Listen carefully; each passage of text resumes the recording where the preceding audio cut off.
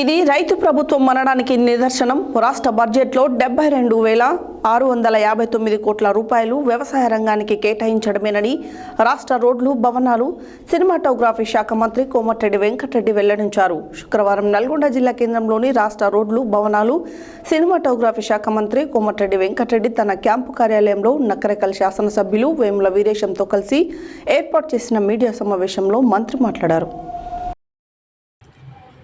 శుక్రవారం నల్గొండ జిల్లా కేంద్రంలోని రాష్ట్ర రోడ్లు, భవనాల, సినిమాటోగ్రఫీ శాఖ మంత్రి కోమటిరెడ్డి వెంకటరెడ్డి తన క్యాంపు కార్యాలయంలో నకరేకల్ శాసనసభ్యులు వేముల వీరేశంతో కలిసి ఏర్పాటు చేసిన మీడియా సమావేశంలో మంత్రి మాట్లాడుతూ రాష్ట్ర బడ్జెట్లో 72,659 రూపాయలు వ్యవసాయ రంగానికి కేటాయించడం జరిగిందని, అదేవిధంగా రుణమాఫీకి 31,000 కోట్ల రూపాయలు కేటాయించడం జరిగిందని, దక్షిణ తెలంగాణలోని ప్రాజెక్టుల పూర్తికి పెద్ద ఎత్తున నిధులు కేటాయించి ఎస్ఎల్బీసీ సొరంగం, శివనగూడెం, బ్రాహ్మణ వెల్లంల, పాలమూరు, రంగారెడ్డి, సీతారామ వంటి ప్రాజెక్టులను పూర్తి చేస్తామన్నారు.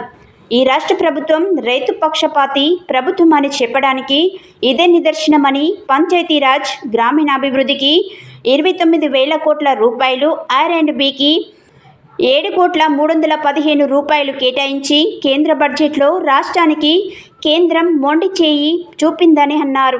తెలంగాణ రాష్ట్రం ఏర్పడినప్పుడు 75,577 రూపాయలు మిగులు ఉందని, డిసెంబర్ 3, 2023న 6,71,357 రూపాయలతో అప్పుల రాష్ట్రంగా గత ప్రభుత్వం అప్పగించిందన్నారు. కాంగ్రెస్ ప్రభుత్వం అధికారంలోకి వచ్చిన తర్వాత 37 కోట్ల రూపాయలు ఇందిరమ్మ 6 గ్యారంటీలకు అమలు చేయడం, 1వ తేదీన ఉద్యోగులకు పెన్షన్లకు జీతాలు ఇస్తున్నాం అన్నారు.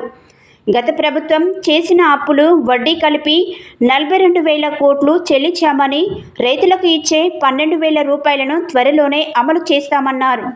గతంలో ఏ ప్రభుత్వం వ్యవసాయానికి ఎన్నడూ 72 కోట్ల రూపాయలు కేటాయించలేదని, దేశ చరిత్రలోనే సుమారు 1,00,000 కోట్లు ఖర్చు పెట్టిన రాష్ట్రం ఏదీ లేదని, 10 రోజుల్లో బ్రాహ్మణ వెల్లంల ట్రయల్ రన్ నిర్వహిస్తామని తెలిపారు. డిసెంబర్లో కాలువలను పూర్తి చేసి ఎస్ఎల్బీసీ సొరంగం పనులను త్వరితగతిన పూర్తి చేసేందుకు అమెరికా నుండి కొత్త మిషన్ను తెప్పించామని తెలిపారు. సాధ్యమైనంత త్వరగా ఎస్ఎల్బీసీని పూర్తి చేసి 4 లక్షల ఎకరాలకు సాగునీటిని అందిస్తామన్నారు. నల్గొండలోని ప్రాజెక్టులతో పాటు పాలమూరు, రంగారెడ్డి పనులను పూర్తి చేయడమే తమ ప్రభుత్వ లక్ష్యం. ప్రతి అసెంబ్లీ నియోజకవర్గంలో 80 కోట్ల రూపాయలతో 20 ఎకరాలలో సమీకృత వసతి గృహాల నిర్మాణం చేపడతామన్నారు. స్కిల్ డెవలప్మెంట్ యూనివర్సిటీకి 2 నెలల్లో టెండర్లు పిలవనున్నామని, 100 కోట్ల రూపాయల బడ్జెట్ కేటాయించి IBM తరహాలలో దీనిని ఏర్పాటు చేస్తామని పేర్కొన్నారు.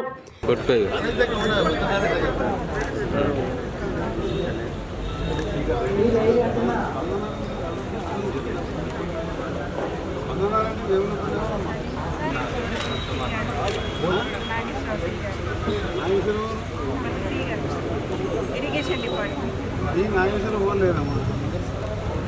అనిల్ కుమార్ ఉన్నాడు. మీ ఆయన నమ్మకం, మీ ఆయన వచ్చి ఓరుదల వాళ్ళ ఎస్ఐతోని రాజకొండ కమిషన్ సుధీర్ బాబు గారు రాజకొండ ఈడ పని చేసుకుని ఈడ కావాలి గురం కోమటిరెడ్డి వెంకటరెడ్డి అయిపోయిందమ్మా. ఆయన 37,000 కోట్లు సంక్షేమ కార్యక్రమాలు ఇచ్చి 42,000 కోట్లు దుబారా అప్పులకు, కూలిపోయే కాళేశ్వరం, మేడికొట్టకు ఇంట్రెస్ట్ కట్టేది. అవి లేకుంటే ఇవాళ ఇప్పటికీ రైతు భరోసా, రైతు బంధు అన్నీ చేసేవాళ్ళు. ఇంకో ఇలా గురుకులాలు పెట్టిండు. ఒక ఇల్లు తీసుకుంటే అలా 200 మంది, 300 మంది, 400 మంది. అలానే ఎస్సీలు, బీసీలు, మైనార్టీలు, ఓసీలు అందరూ ఉండే విధంగా పిల్లలు కూడా అందరు కలిసిమెలిసి చిన్నప్పటికెళ్ళి కలిసిమెలిసి ఉండాలని ఇంటిగ్రేటెడ్ హాస్టల్ కాంప్లెక్స్ని